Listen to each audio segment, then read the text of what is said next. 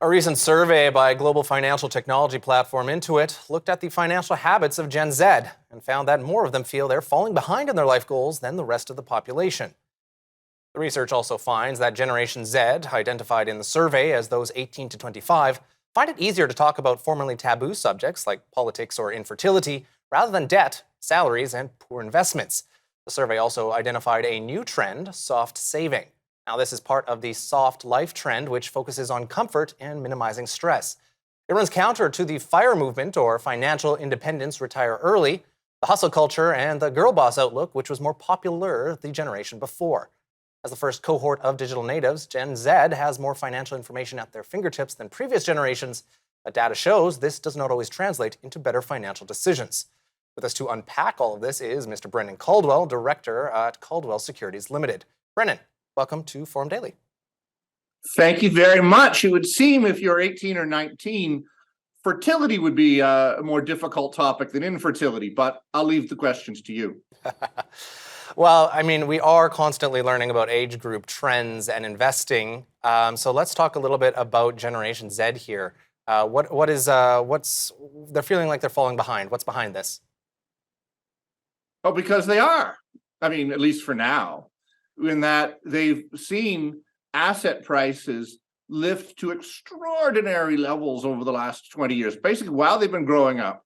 From the day they were born at the bottom of the tech wreck till the present, they've seen asset level prices, and not just stocks where I live, but bonds and real estate and collectibles and French wine and even Tom Thompson paintings go right through the roof. Not that they care about many of those things, but they've seen asset prices go up so much that, yeah, it's natural to feel that they're falling behind when all this has taken place before they've had a dime to put away themselves. I mean, that's an interesting point, too. And I found this survey fascinating because it introduced the concept, to me at least, of soft saving. So can you unpack that and what really Generation Z is looking at with this soft saving idea? Well, as I don't have an Urban Dictionary in front of me, Nathaniel, I will take my best guess that it's not. I think the emphasis on the soft rather than the savings. I believe quite intelligently that the young enjoy being young and want to enjoy their life as much as possible and not worry too much about old man problems until that's closer to the horizon. Some of this may be fueled by the belief that the world will get too hot or hit a tipping point or some other thing. I will tell this much to Gen Z: since my generation began and the generation before me, the powers that be had told us that we'd never live to get old either. As you can see, that hasn't happened.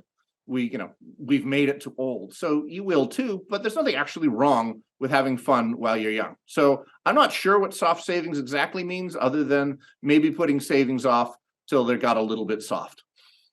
Yeah, and it was, specializing in comfort and livability experiences rather than retirement funds or mutually traded bonds, whatever it might be. So that's an interesting point. Now, it runs counter to the FIRE movement, which I alluded to in the introduction to this interview. So what is that movement about, and how has it changed?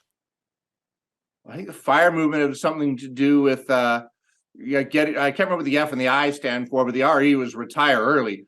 And all I can say about that is clearly the young of today, if they don't believe they're going to be able to retire early, they may be on the right track with that.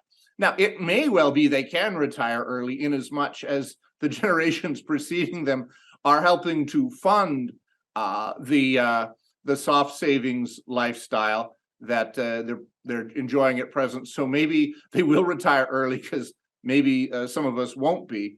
But it was interesting you were saying about how much less likely, I think the survey said, people were to talk about money than virtually everything else that's supposed to be a touchy topic. I've actually long felt that parents were much, much more likely to talk about, well, sex or anything else with their kids than they were about money. Most of us, I think, are just half-remembered arguments that our parents had about what to do with money. And so it's a very triggering subject to use what I hope still is a modern word, It's a very triggering subject for a lot of people, which is part of why I have a living. Well, there you go. Consulting with an investment professional can help allay some of those concerns around those difficult conversations. Brendan Caldwell, thank you for joining us today on Forum Daily.